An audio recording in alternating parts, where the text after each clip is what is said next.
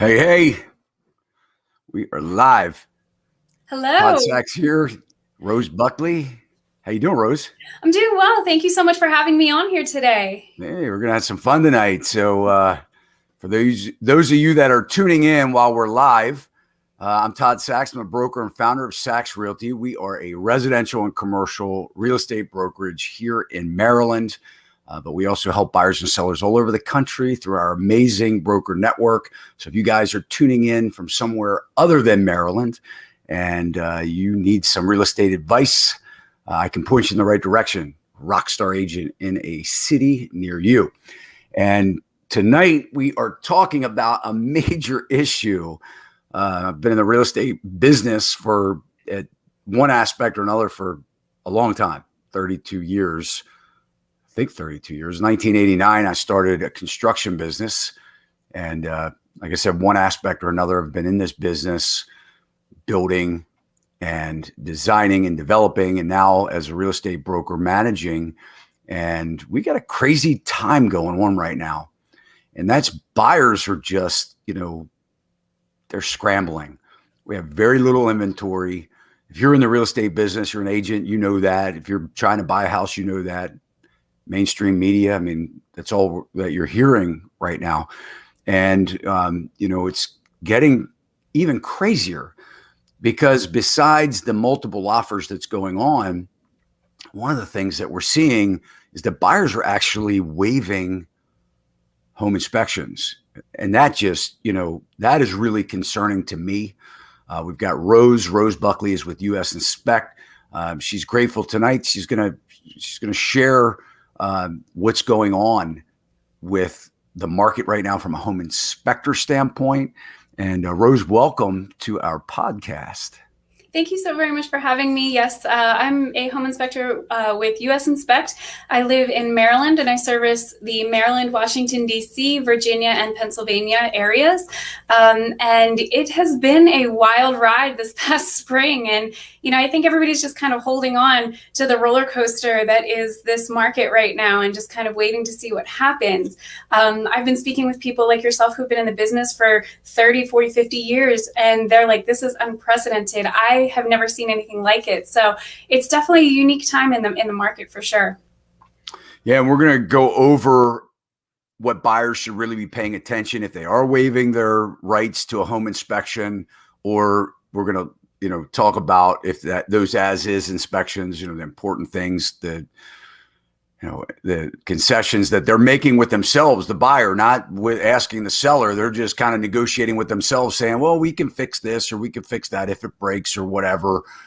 So we're going to talk about that. If you're a real estate agent, something you're going to want to stay on with us. We want to hear from you. This is a live show. If you're watching us live, listening to us live right now, go ahead and comment your questions in. Rose will be, more than happy to give you the answers you're looking for. Or if you just have a comment, you want to, stick your 2 cents in there, we'd like to hear from you.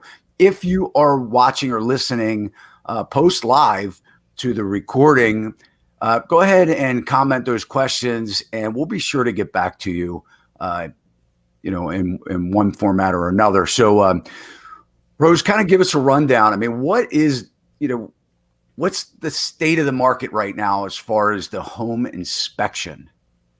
So the home inspection market is kind of shifting. Normally in a stable market that we've been having the past couple of years, on the whole, we would have a normal amount of inventory and buyers would be able to have a little bit of power as far as, saying, I would like to have a home inspection, making an offer and saying, I would like to offer this much for your house. And previously they were even saying that they were offering less than what the asking price was. Nowadays, I'm seeing homes in this area in particular going for up to $100,000 over asking price just because inventory is so low. But previously, when buyers had a little bit more power, they would be able to offer less for the house. They would also be able to have home inspections and ask for sellers to fix certain things that are identified within the home inspection. Nowadays, what we're seeing is that there's so little inventory, and I believe that it has to do with the mortgage rates being incredibly low. People are getting these rates locked in for a month and they see that there's very little housing out there and they want to take advantage of the market right now and the inventory, or pardon me, the percentage rates that they're getting. And so they're kind of just, scrambling, and they're getting whatever they can, and they're going way over asking price. And they're saying, in order to have my offer be even slightly considered, I'm just going to waive all inspections and even appraisal contingencies.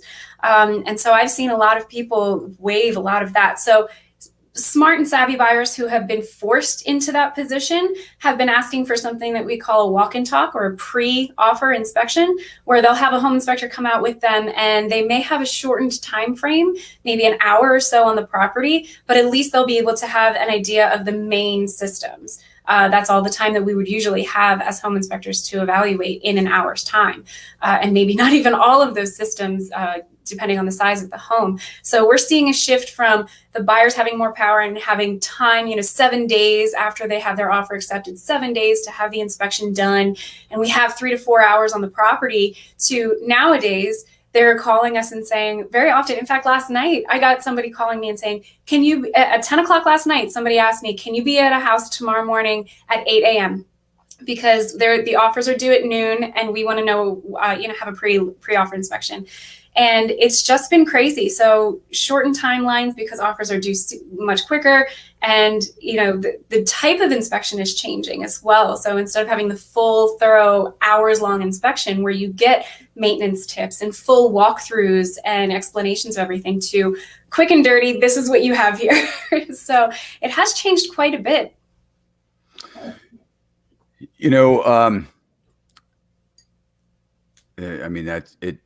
We have seen probably in the last, I'd say month and a half, we've seen the biggest amount of contracts that are coming in with no inspection at all.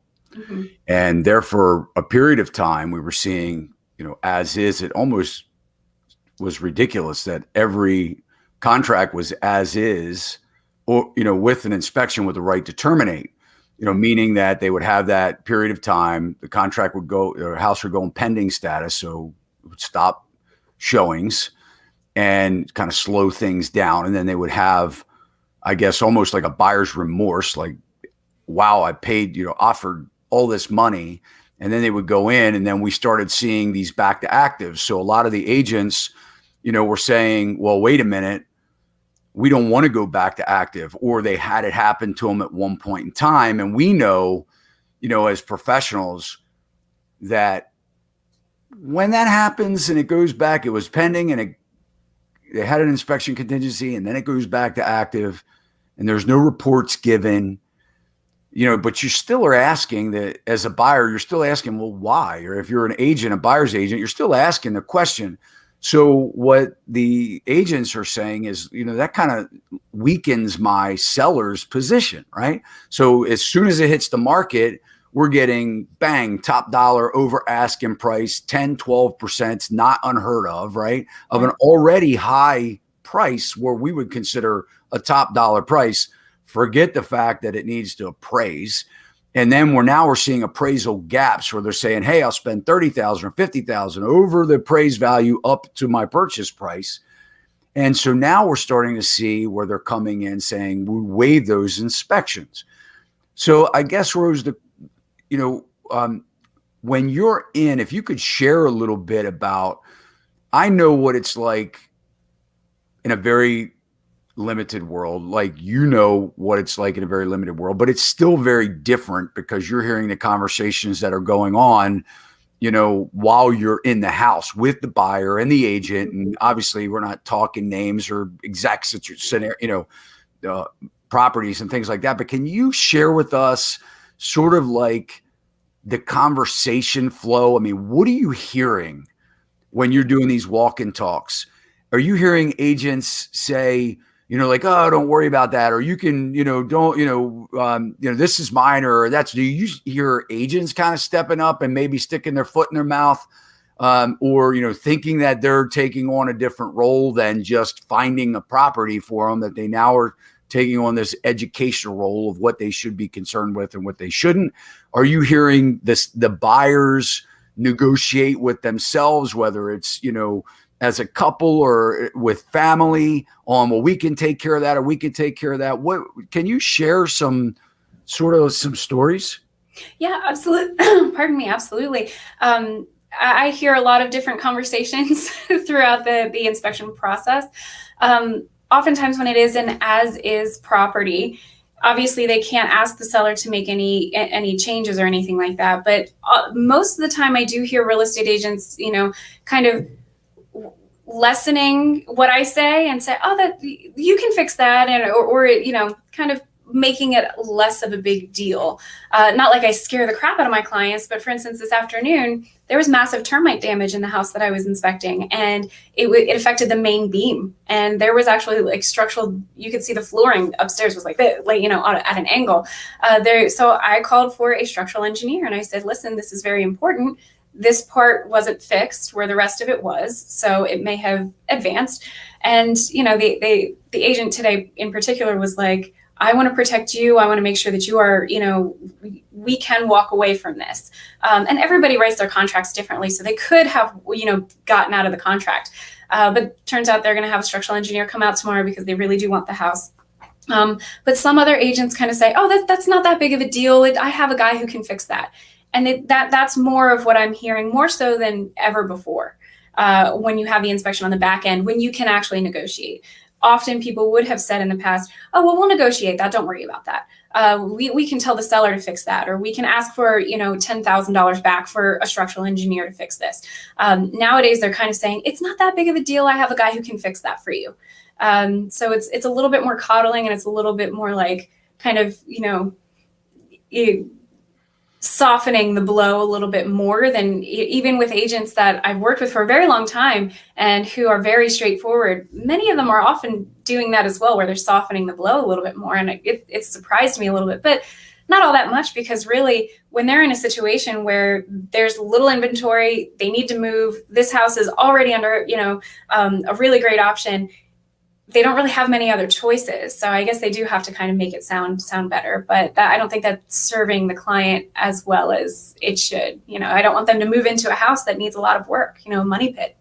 Yeah. So. I think that, I appreciate you sharing that. I mean, I certainly think that people say things and people receive things sometimes that aren't exactly the same. Yeah. So what happens, what I can see happening is, geez, I know the calls are getting heavy to the real estate commission. I spoke with my attorney. We were just, kind of talking about some of the things that were going on. And, I'd asked him if, he had any knowledge of, sort of like a uptick in complaints. And he said that it's like at a really high level right now, with, people complaining, especially the buyers. And he said, a lot of it is, we're finding that a lot of it is related to issues that could arise that they, didn't know about, or, didn't hear, an agent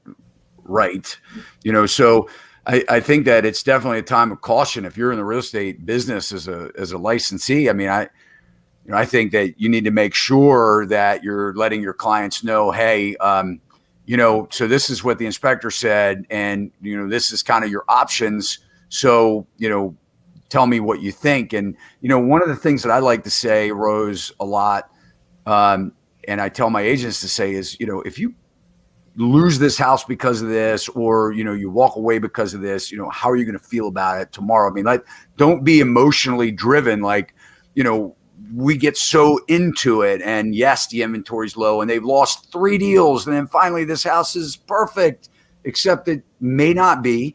And, and a lot of these buyers, man, they just don't have money. So when it comes into a major repair, like a new HVAC or a roof or something like that, it could literally be the difference in them, not having it. Yeah. And, and then maybe, other things come, like they stop paying their mortgage payment. But, so we want to just kind of, if you guys are listening, we're not trying to tell you how to do business. Your agents, lean on your brokers. Certainly, this is just our opinion tonight. We're just talking about, what we see. And, if you're a buyer out there, certainly, we want you to be aware. And if you're a seller, you don't want these inspections. I mean, nobody wants anybody going through their house, with a microscope, no matter how powerful it is, and kind of picking apart things that you've been living with as a seller.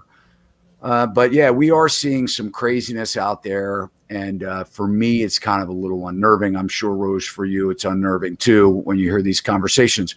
Oh, so let's talk about your walk-in talks a little bit. So do you have, well, first of all, when you're going in and, a buyer wants you to do a home inspection, no matter how minimal it is, you're just brushing by it. Should I buy it? Please tell me, please look at this thing quickly and tell me it's a good deal, right? So are you adding any kind of layer of protection with these, more surface level inspections to kind of protect you guys as inspectors? Oh, absolutely. We would be very silly if we didn't. And that's just the litigious nature of our society today. We have to cover ourselves, unfortunately. In order to be a licensed inspector in the state of Maryland, in most of the area, you do have to carry insurance. And so errors and omissions insurance. So we do have insurance because we're human and things happen. But the agreements that people sign when they ask for a home inspection and when they ask for a walk-in talk are completely different.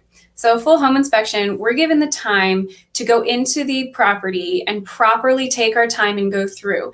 And so we take more liability on. We take pride in our work. We are highly educated professionals and we take pride in our work. And so if I go through the property properly with the proper amount of time for that, then I'm comfortable with saying that I will take on liability should I miss anything.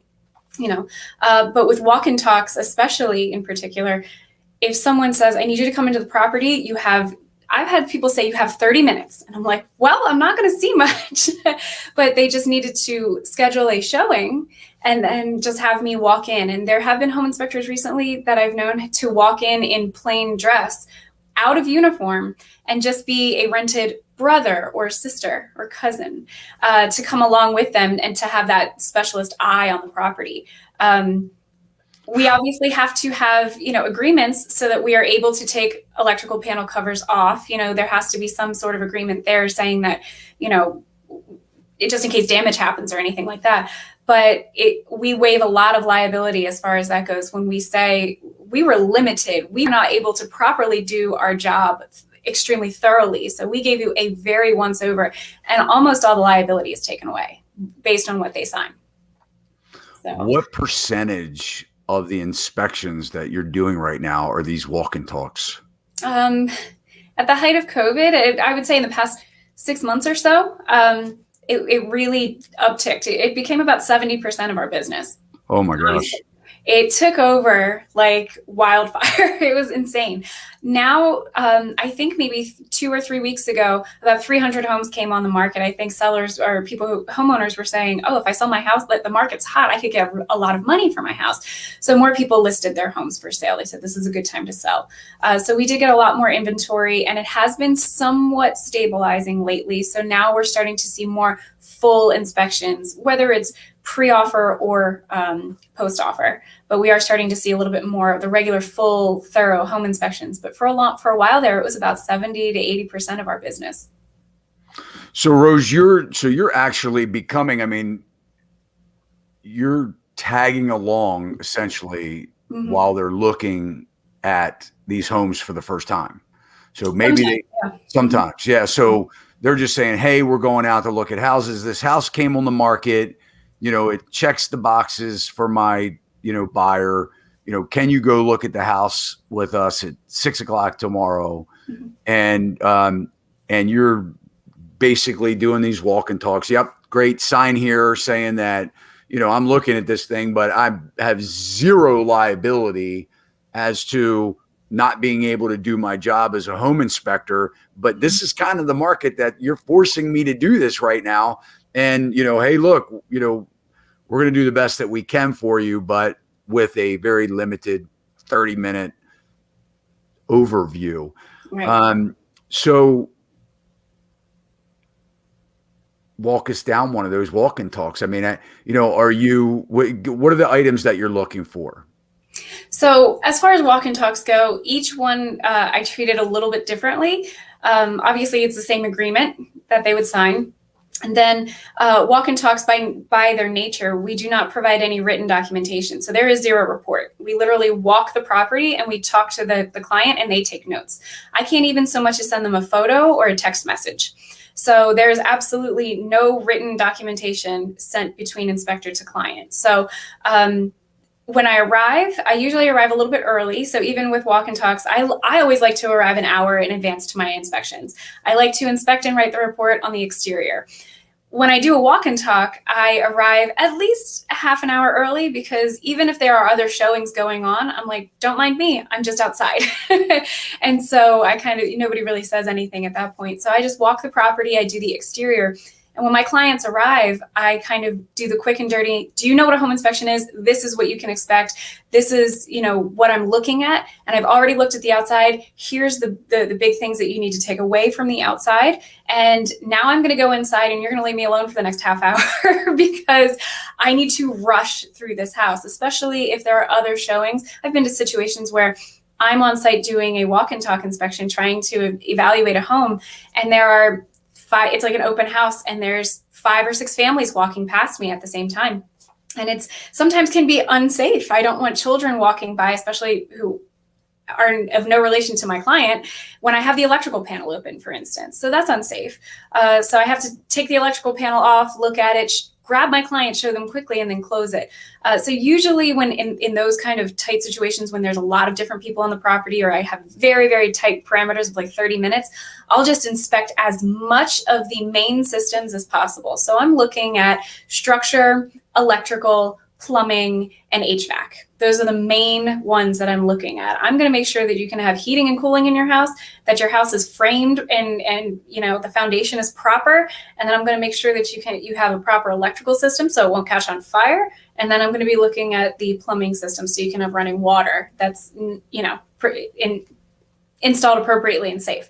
So those are the 4 main things, because a lot of other things can be, fixed fairly easily. I'm looking at the very expensive stuff at first, the big ticket items first. Sometimes I'm fortunate with Walkin Talks where my client can actually do the proper walk with me and I talk to them as I go. And that's usually if we have a private showing for maybe a half hour to an hour. So I have to treat them differently how I walk them through. But those are the 4 main things that I look at, of course. That's an enormous amount of pressure on you. I mean, you've got like their whole decision in your hands. You're kind of looking at it saying, man, these people want me to evaluate this house in 30 minutes and give them the thumbs up. Hey guys, this is a good house. Yeah. I like it.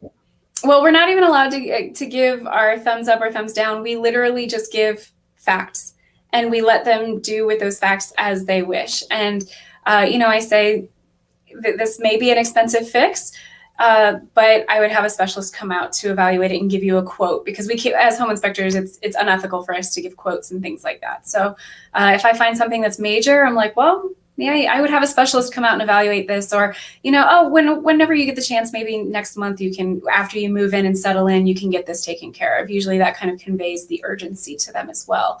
But we're not allowed to say you should buy this house or you shouldn't buy this house. I've had some people who have pressed me on that question. And when pressed very, very hard, I'll say, well, I think I'd buy this house if X, Y, and Z was taken care of before I moved in. So we have to be very careful, as you know, with our wording in real estate, of course. Oh, yeah. Yeah, I wouldn't personally, I wouldn't answer that question. Yeah. I avoid it at all costs, but there are some people, I've had maybe 4 or 5 people in my career who have really, really pushed me to say something. And I can speak for myself, but I definitely don't like giving that kind of, advice. It's not my advice to give. So is there any kind of report given? With a Walkin Talk? Yeah. No, not at all. Zero. Not even a text message. Zero report. So the client would walk around with a notepad and write down what I say. Do the agents listen in on what you're saying? Often they do. And it depends on the home inspector, but I've actually also looked at some people who look so incredibly overwhelmed with the process, big eyes. They're like, oh my God, this is so much information to take in. I look at them and I'm like, I don't care if you film me. just don't post it anywhere, but you can record what I'm saying so that you can go back and listen to it again, so that you don't can feel like record your rented sister here Yeah. for the our walkthrough, Yeah. and I'll say, sis, you should be doing, or here's what you need to do, brother. And some home Yeah. inspectors will say that they do not want that to happen. So if you are, considering having a walk and talk, or even during a regular home inspection, and you want to film or record your inspector, please ask them first. And so just make sure. And there have been times, I know you and I spoke about the fact that I have a social media page on, Instagram and Facebook, and I used to put a lot of videos up on there explaining defects.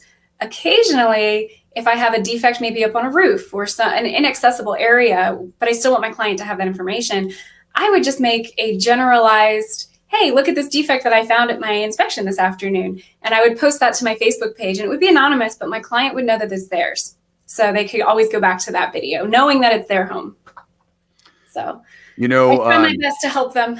I guess, I always think about material facts. Yeah.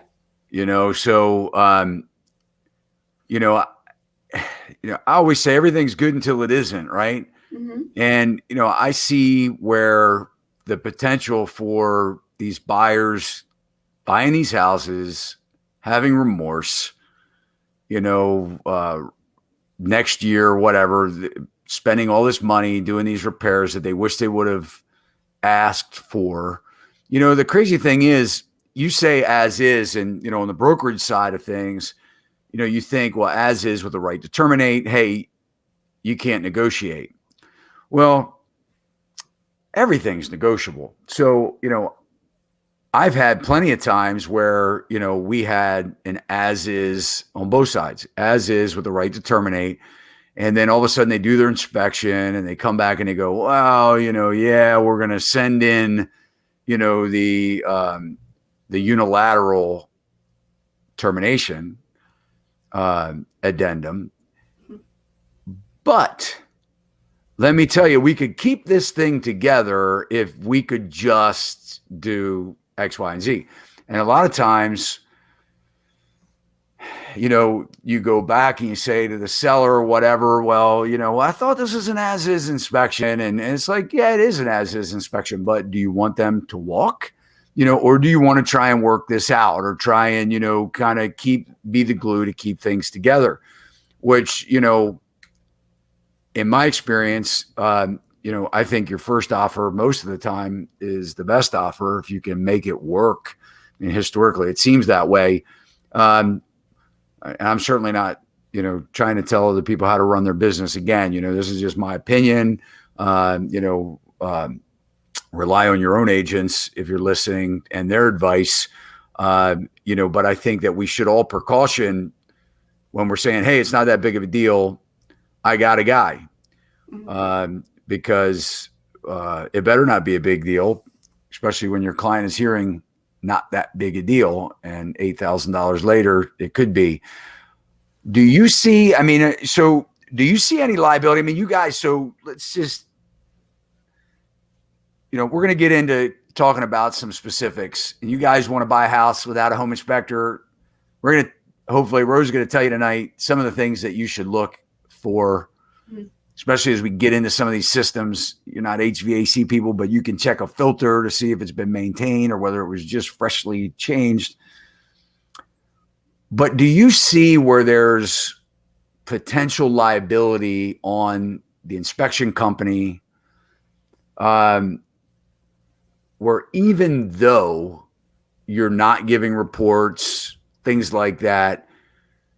And I'll give you an example. So, And I'm certainly not trying to box you in anything, but I'm just, kind of curious. So I'll give you an example. I had a commercial building that I took a structural engineer to, was interested in buying the building myself.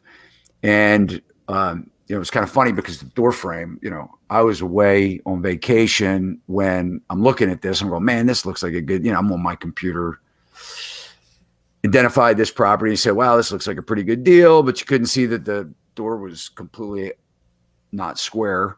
Mm-hmm. And when you could see that the whole building was literally falling down. So first day to go check out the property, I'm back in from out of town. And I actually put it under contract while I was away with a chance to check it out. And I went with, and we didn't sign no reports, nothing, brought the structural engineer in. And the structural engineer said, well, this thing's falling down, man. This is dangerous. So, of course, I pulled out and I shared with the agent the email that my structural engineer sent. But my structural engineer, the interesting thing is he said, by really my license, I'm really required to say something about this to somebody, at least the seller. Because if I looked at it and something were to happen, now this is a extreme, right? We're talking about a building that could fall down. Yeah, yeah. But still, the thought came to mind like, wow, like you have a license as an engineer. We had nothing in writing, but it was still, he felt it was his obligation, ethical obligation to say something and put it in writing, which he did. And you give it to me in writing, I'm passing it along, right? Which I passed it along, and then that listing agent passed it along, and so forth and so forth.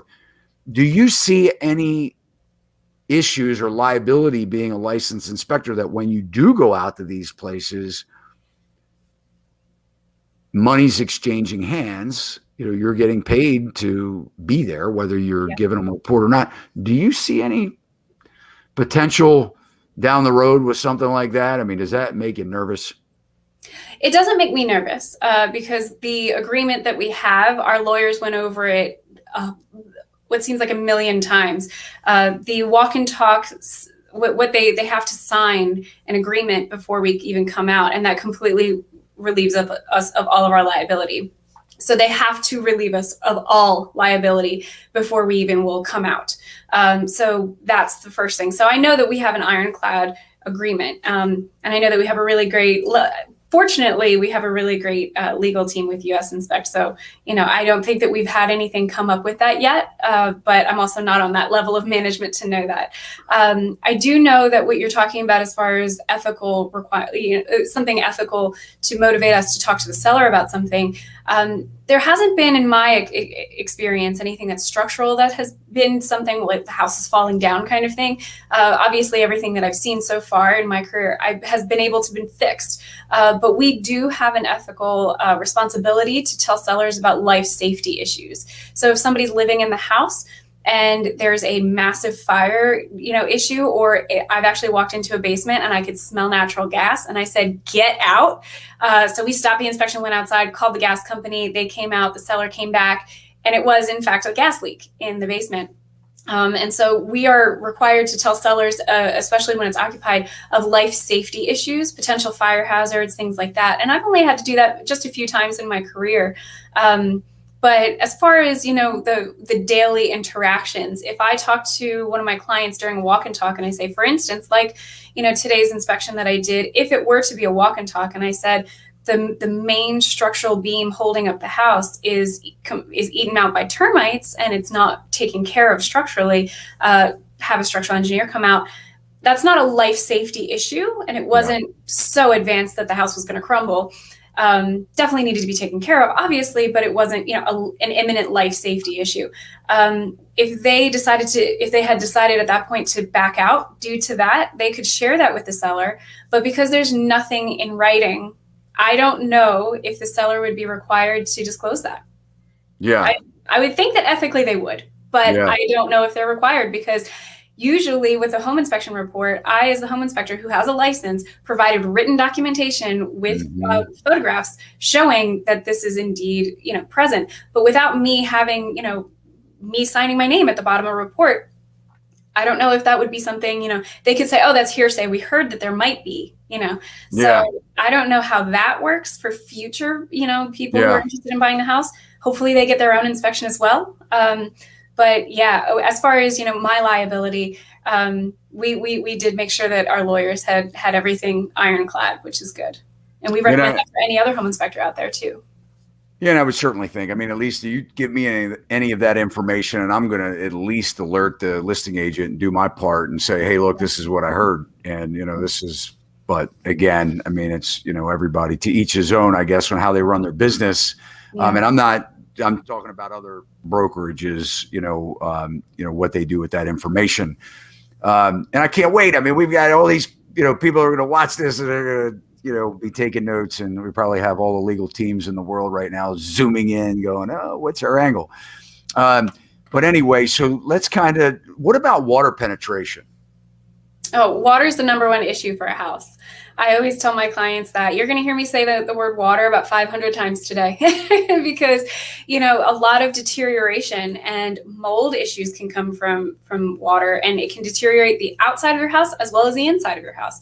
So it's the number one issue for a home for sure. So whenever I go to a house, I always, obviously look, where is the water going? So I start at the roof. Where is it going? It's going into this gutter. This gutter's coming down. Oh, it's disconnected. It's going down the wall at this point, that kind of thing. And then, if it's discharging, if the downspout is discharging right next to the foundation, that's just dumping all those hundreds of gallons of water during a rainstorm down at your foundation level.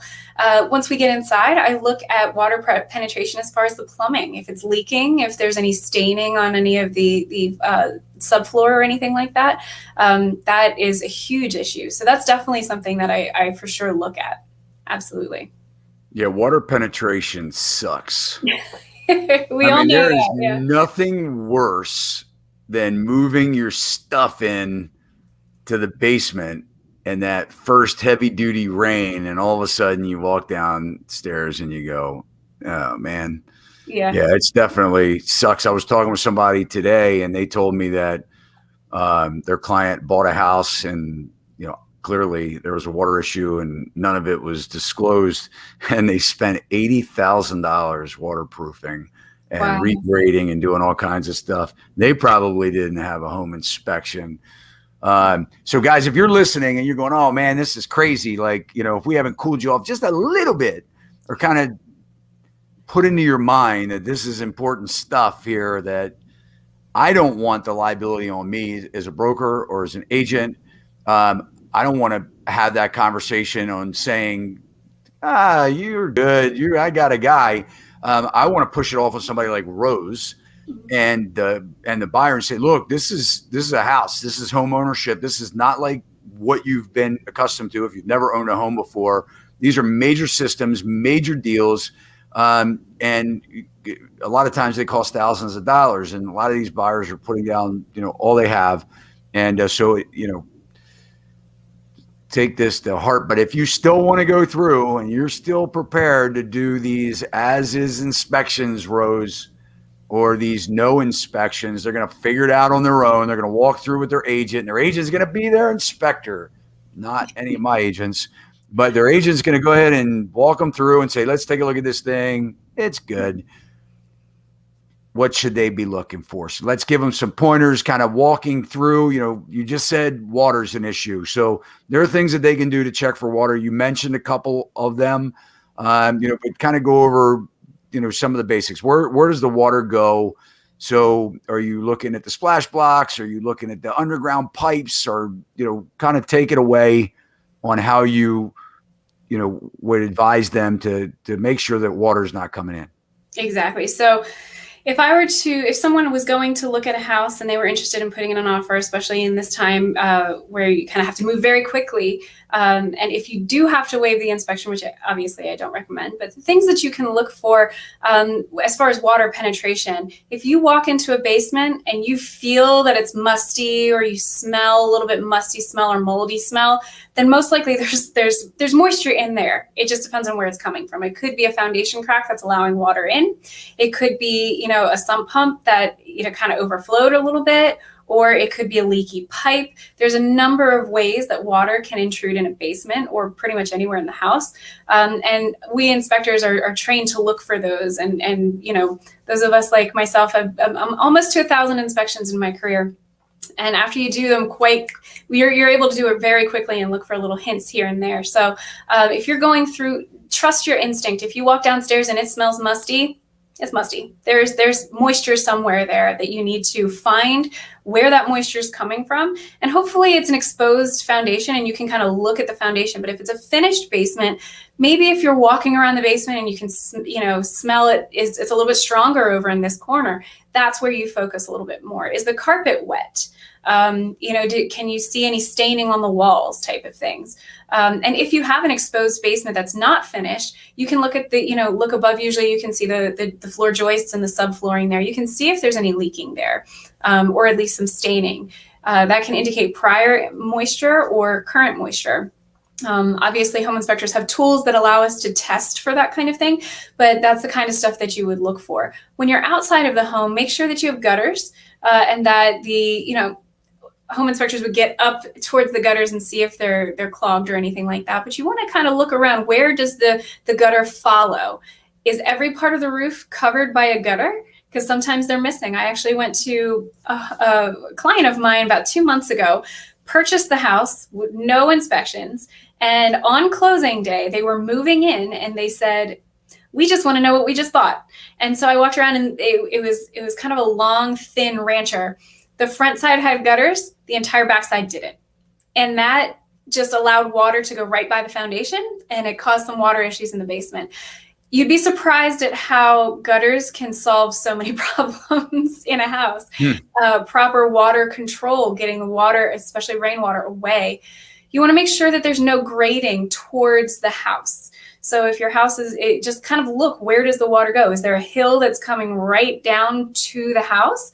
Is there a little bit, I've actually seen some filtration systems there. Is there kind of some sort of, gap there where it's, it comes down and then they flatten it out for about 10 feet before the foundation? Is there some sort of, sign that the water is not going straight into the foundation? Funny story, last year I did an inspection and it was on a very steep hill, very incredibly steep hill. I had to walk on all fours to get up the side of this hill. And so the water was obviously coming down and hitting the back of the house. Their ingenious way to fix this was to have a pipe put back there that the water would filter into, and they just poured it into the crawl space area, and it was just a river going through the crawl space. It was wild. So they brought it in. Yeah, absolutely. They just let it flow right underneath the house. Obviously, that house had a lot of defects on it that I spent hours there. But you want to look at the grading. You want to look at where the gutters go. You want to make sure that the whole roof is covered, has gutter coverage. And then you want to make sure that when you're inside, you kind of look for staining and smells and things like that, for sure. Yeah, and always a good indicator that I always look for too is, when the gutters aren't performing, you can see where the rain comes over and it kind of makes a indentation or a depression in the bed, like a divot. Yep. And so, that kind of gives some kind of indication something's clogged. And yeah, I think water, like you said, water's a big thing to think about or to check out, because you don't want water penetrating. It damages a house, especially if, leaky roof. I mean, it just tears the house apart, will rot the wood out and cause all kinds of problems. So what about the major systems? So, heating and air would come next to mind. Right. Because I know it's expensive. I mean, even a change out could be $7,000 or $8,000, just changing. A lot of times these older houses have the older Freon. So you can't get that anymore. So, and then the systems, they talk to each other now. They have these circuit boards. So sometimes the outside unit won't be compatible with the inside unit, and you have to change out both the inside and the outside unit. So, how can somebody with no experience in heating and air, I mean, what are some of the things that, you're looking for that are sort of like red flags? It's hard to say, because I could say, look up the data tag and see how old it is, and then look on the data tag for, whether it says R22 or R410A. But for keeping it, not dumbing it down, not by any means, but just saying for the general layperson who, as you said, doesn't have any experience with HVAC, I'm not even sure if many people would know where to look for the data tag in certain instances. And some older systems don't have data tags. So looking at the HVAC system, kind of, if the system is on, let's just say that you're the cellar's left for a little bit and it's hot outside, so the air conditioner is on. If the air conditioner is on, walk around the house. Is it cool in every room? because sometimes the ductwork can be separated, or sometimes certain rooms do not have any, ductwork running to them. So that could be an issue. Obviously, that would come up in a home inspection. Looking at the actual unit, usually it's in the basement, sometimes it's in the attic, but and I wouldn't recommend going into the attic as just a general layperson. That's definitely an unsafe area a trained person should be in, especially if there's no plywood on the ground. So if you have access to it, looking at it and just kind of seeing, anyone could look at something and say, oh, this looks newer or this looks older, especially if it's, a beigey brown from the 70s, you can tell. Sometimes they do have a lot of corrosion on them. And so that's another thing to look for. If the system is off and you can kind of take a peek, you might want to look at the filter. Has the filter been changed recently? Is it dirty? Have they kept up on the general maintenance of it? Sometimes there is a tag on the side of them, and it says, it's almost like a log saying when it was last serviced. When was this last serviced? Doesn't always, get logged on that side note there. And sometimes they don't even have those, but that's another indicator. Has this person kept their system up to date?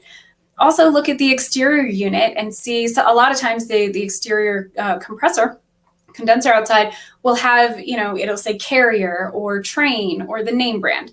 When you get inside, kind of look and see, do they look about the same age? And if you want to look it up, home inspectors generally use the website buildingintelligencecenter.org. That is a really great resource. I have it in my phone. I use it multiple times every single day to look up serial numbers on HVAC units and water heaters to determine the age of a unit, because a lot of times it's serialized, it's secret, it's in there in a code, either with a letter or a number in a certain place in the serial. So that can help you with that as well, looking at the serial number. And just make sure that the exterior and interior portions are hopefully the same age and same brand. It doesn't always have to be the same brand, but it definitely helps. So those are a couple of things to look at, just kind of from a layperson experience without taking anything apart, obviously. Yeah, that's all great advice. And what you said about, making sure the house is climatized, by the system that, you're looking at, because a lot of times you're right. I mean, I was in a house and, the seller said, and it was kind of cool. So there was no need for air conditioning. It was months ago, and I would have never known, but there was no AC in the basement, and it was a full basement, full finished basement. Yeah. And they said, yeah, there's no AC in the basement. And I said, really? And they said, no, well, we've never needed it. So, we don't really use it that much.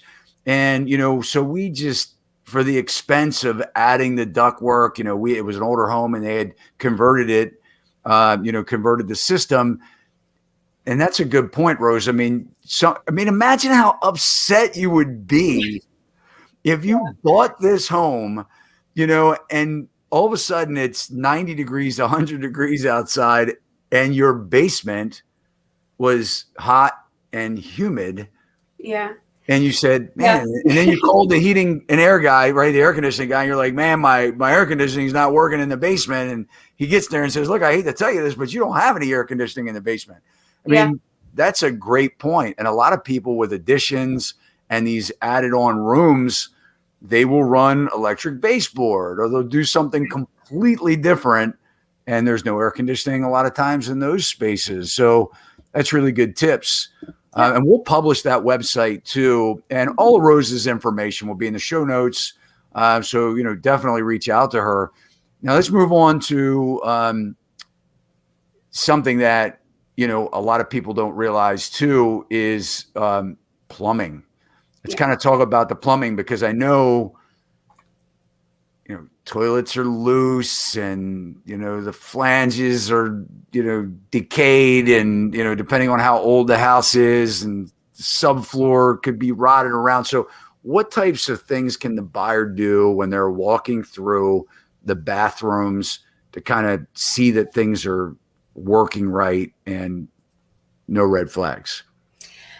One thing that I would say, if you're just walking through a house, first thing I would say is don't run water. I know that sounds kind of, against what you want to run the water to make sure it's working. But if you do not have a home inspector come out who has an agreement stating and with our insurance and everything, then if you run water and there just so happens to be a leak underneath the sink or something like that, or in the wall, and because you ran water, you could have caused a problem. And, great thing that you would have found it, but you can also be liable to pay to have it fixed because you caused that issue at that point. So I would say don't run water. Another reason why you want to have a home inspector come onto the property, because we are able to run the water. If we run the water and it leaks, then it is a discovered defect. And that goes into the report, and it's covered. But a lot of people, I've actually had to stop inspecting and go upstairs and tell people, please stop running water, because if you break something, my insurance won't cover you. Let me run it. I'll be up here in just a few minutes. Let me just finish what I'm doing downstairs and I'll come do that. So just be careful when it comes to that if you're walking through houses, for sure. And then a couple things, if you're in the basement and you're looking up and you see any staining, as I said earlier, there's, some signs of staining. If you know that there's a bathroom above the dining room and you can see a little bit of a stain there, that's obviously a visible thing. Open up underneath the sink, the cabinet underneath the sink, and maybe if there's a lot of items, kind of shift it out of the way without breaking anything, obviously, to see if the space underneath that cabinet, if the base of it is kind of, caved in, maybe there might have been a leak previously. You might even be able to see some staining there. Is anything, corroded? Is there any sign of that there's been water around the faucet? That might be a sign that it's leaking, that kind of thing. And don't always trust listings. I know real estate agents, when they, especially the selling agents, when they're writing up the MLS, what you go to Zillow, wherever you go to look at homes, oftentimes I'll go there the night before home inspection and I'll prepare and I'll say, oh, okay, it has natural gas this and natural gas that. And when I get there, it's actually electric. No shame there. It's just they didn't know. But that also can mislead some people who are buying their house if they don't get a home inspector to go there. So same thing. I had a client, again, my afternoon client today. They had me come out and they were like, oh, it's on public water. And I said, no, you've got a well right here. So they didn't know that the house was on well and septic. And they were not quite prepared to take on a house that had well and septic. They were used to and kind of prepared to take on a house that was on public. So those kinds of things. Just be aware that, you may be a little bit surprised at what you see on an inspection. And you might not be able to recognize what things are yourself with plumbing. So if you don't have an inspector, kind of Google what does it look like when it's a well on the inside of a house, and you can see some of the equipment would be very different. So. Well, that is definitely some valuable advice. I mean, things that I kind of take for granted because a lot of agents, they don't know either. I mean, it's they look at. I mean, you really have to check out the furnace or the water heater, and you have to really see, is this a gas pipe that's coming in or is this just electric? Yeah. So imagine, I mean, you're buying thinking that, and it is garbage in, garbage out. I mean, whoever's putting that data in, that's how it's getting populated to Zillow, Truly, all those sites. And so there's another great, valuable point on why you should have a home inspection. Make sure that you're getting the actual systems that were advertised, because I can see that's another issue right there. What about shaking the toilets? Mm-hmm. Should they do that? Now, that becomes a little bit fishy to tell people to do, because as a home inspector, again, I have an agreement signed. My insurance covers me. And if something is wobbly, then it's a defect that a home inspector discovered. But as someone who's there without a home inspector, maybe you could see if a toilet wiggles a little bit, but do not move it a lot. Another thing is, if you're walking through a house and you have to use the restroom, I know that is a conversation in way too many real estate chat rooms, honestly. But if you have to use the restroom, then my best advice to you is flush the toilet before you try and use it. Because sometimes they shut the water off and you don't want to leave it present for the people, maybe the people who are showing the house later or whatnot. So just flush the toilet before you use it if that's the case. And then obviously just make sure you can see that there's a shut off there should the toilet, let's just say, start to overflow. You know how to shut it off. in that instance. But yeah, I do what we call the rocker test. I put my knees on either side of a toilet and I kind of rock my knees back and forth to see if it moves. Sometimes it moves side to side. Today I found one that kind of didn't move side to side, but it moved up and down, forward and backwards. So yeah, there's definitely those things. There's loose handles on things, but again, you can touch the handles to see if they're loose or anything like that if you suspect it, but I still would not run water. That's definitely not a good idea. Yeah, I think it's great advice, like you said, to open up the cabinets. So if you're looking underneath the sink, I mean, you can see a lot, right? You can, if they've had a leaky faucet, or a trap that's been leaking, it definitely will discolor or stain the cabinet and even cause it to rot out. A lot of people, they don't do stuff like that. I mean, they run through houses. Yeah. You figure, this is a major purchase. They go there and they maybe spend a half hour, 45 minutes, maybe an hour, before they put an offer in on the house. And then if they're lucky, they get to come back with someone like Rose and have a full inspection where, they're in the home 3 or 4 hours and, really going through everything. And not to kill the deal. I mean, a lot of people, they think that these inspectors, and some of them are a little over the top. I will admit, I've met some that,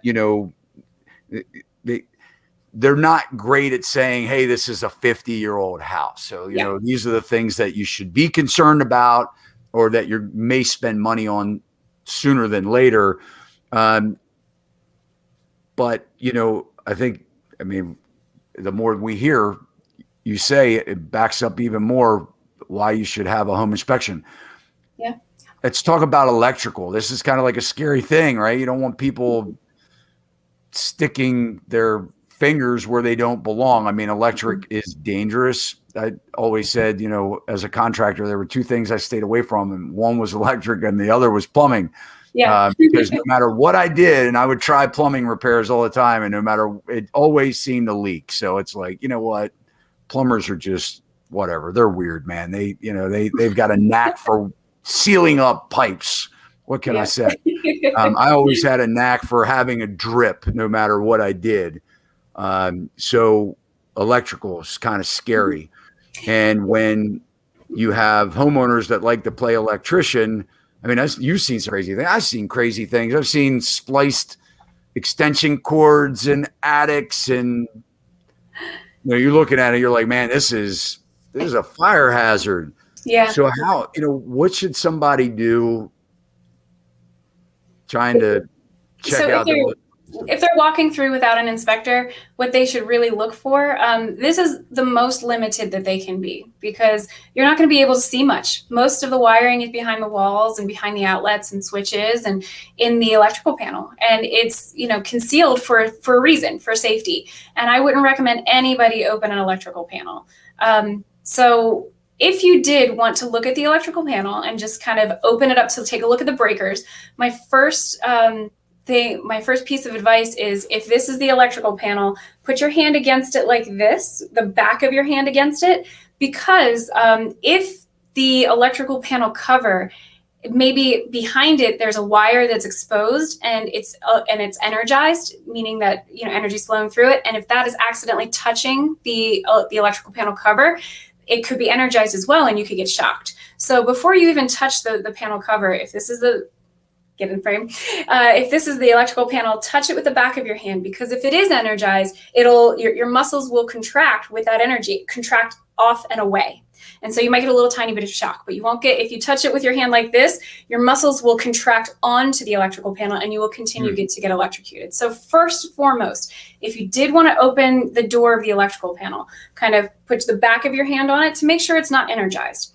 If it's safe and it's not energized, you can open the cover for it. Now, I'm not saying take the cover off of the entire electrical panel, but just open the door to kind of look at the breakers there. You want to make sure that all of the breakers are labeled. So that's one thing that we look for. And again, you don't have the ability, time, materials, training to take the electrical panel off. But if you really are concerned, if it's an older house, if you see other signs of things that don't look quite right throughout the rest of the house, I would have either an inspector or an electrician come out and evaluate the house. If that is the worst case scenario, you have to go through and without any inspections. But I would have somebody look at the electrical system. Another thing that generally walking through the house you can test is light switches. If you go through and there's a dimmable light switch, kind of don't get on it, but kind of get close to it and put the dimmer up and down. And sometimes you hear a buzzing. Sometimes they're hot to the touch. They can be a little bit warm to the touch, but if it's hot to the touch over, 80, 90 degrees, and obviously you won't have anything to test it, but if it's obviously hot to the touch, then that can be a sign of a problem, possibly bad wiring or, something incorrectly installed. So those are a couple little things there. You also want to look for protection as far as GFCI protection in kitchens and bathrooms and exteriors. Those are the receptacles. Generally, they look like they have the buttons on them. If you've ever seen those, sometimes you can have a regular appearing receptacle and it's tied into a GFCI either at the breaker or somewhere else in, say, the kitchen or another bathroom. So that's another reason as an inspector, I would have an inspector come out just to make sure that you have that protection. Also take a look and see, are there smoke alarms everywhere? In the state of Maryland, you have to have one on every single level of the house and just outside of or inside of each sleeping area.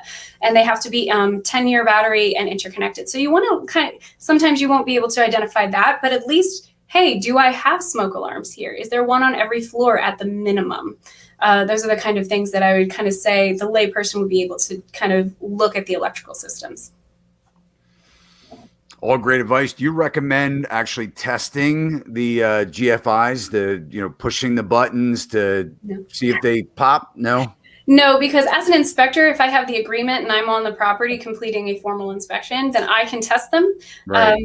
And if they do not reset or they reset elsewhere in the house, as an inspector, I know, okay, if this is, here, I might see that at the breaker. I might see this, if it's a bathroom, I might see it usually in the primary bathroom. There's one reset, maybe in the hall bathroom. I know where to look because out of experience, I know, okay, well, this might reset here, or it might reset over here. Sometimes we are unable to find a reset for a GFCI.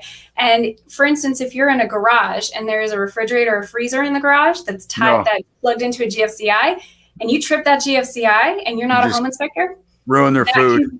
That's hundreds of dollars that you're going to be owing the seller because you spoiled all the food in the refrigerator. So do not test GFCIs if you are on the property just viewing it. That's some good lessons for agents out there, I tell you, because sometimes we like to do stuff like that. Let's push this button and see what happens. But wow, great stuff. Yeah, it's amazing. Yeah, Rose, what do you see? What do you see? I mean, did you say that you have performed over 2,000 inspections? Almost 1,000 inspections. I'm in the 1,000. Right, I thought I heard a big number. 1,000 inspections. That's a big number. Yeah. I've been doing this for about 4 years now, and I've been very fortunate to see a lot of success in the business, and you're busy. I absolutely love my job, and it's just been a whirlwind. So I'm happy to. Most days nowadays, I'll have a couple of Walkin Talks a day, and on the fortunate days, I can also have full inspections, 2 or 3 inspections a day. So, I'll tell you, US Inspect, they've been around for a while. I tell you, so. And so Tim, he was on our podcast, I don't know, maybe this time last year.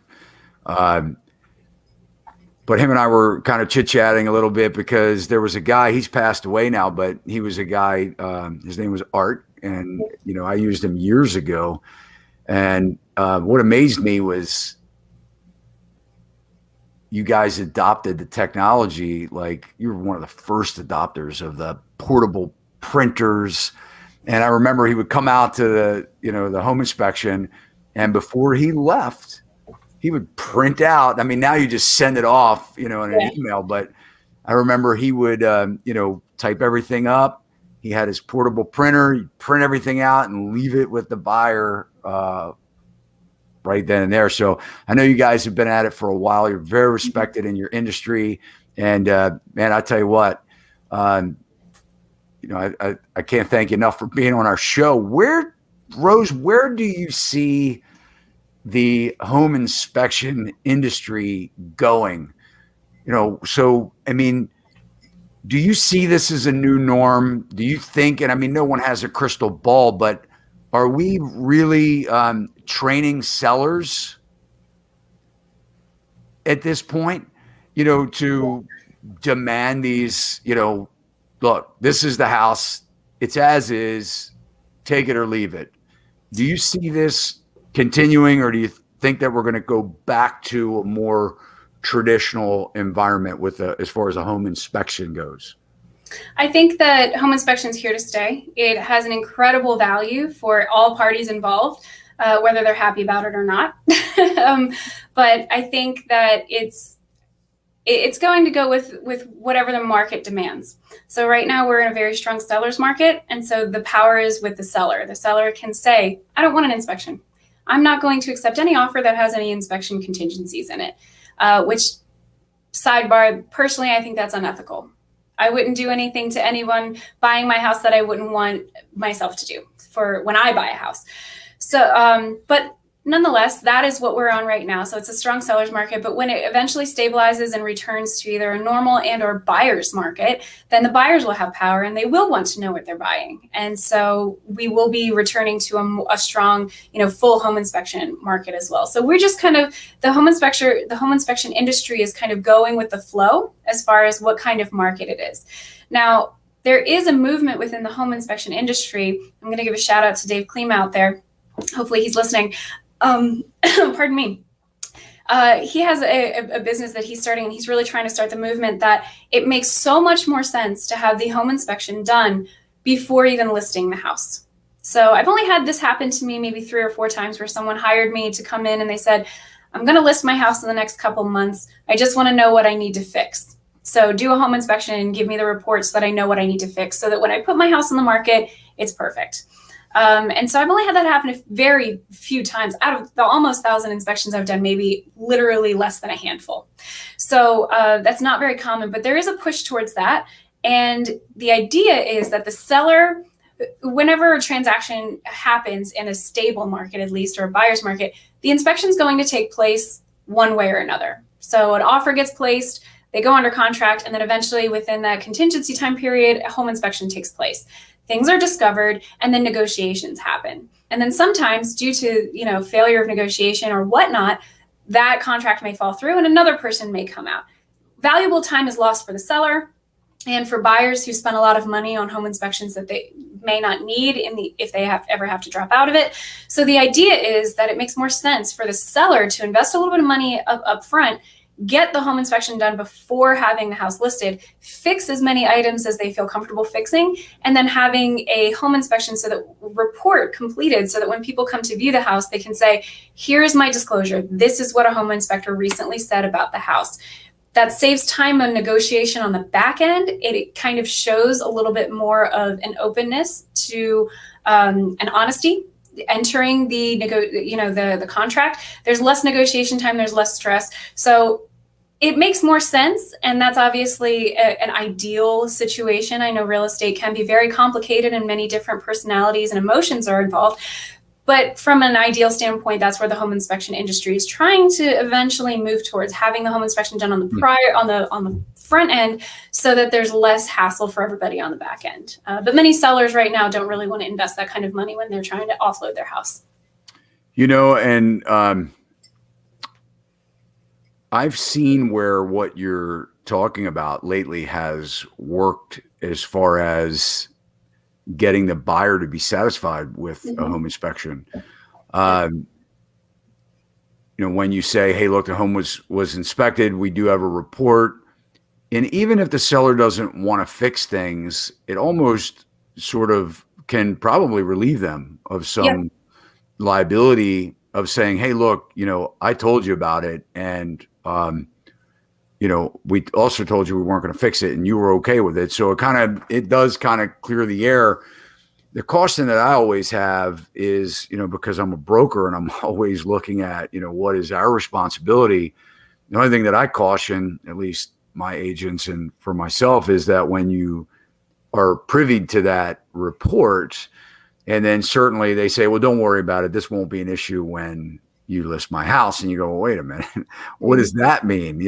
Oh, we're just going to cut it off here and leave it there, and we won't even, no one will ever know. And, so, certainly, from our standpoint, the more knowledge that we have of these items that are material facts, and material facts are really things that can cause harm, financial harm or safety, to anybody involved, even when they're not your client. And that really, at least in the state of Maryland, I don't know about other states, but that really, has to be disclosed.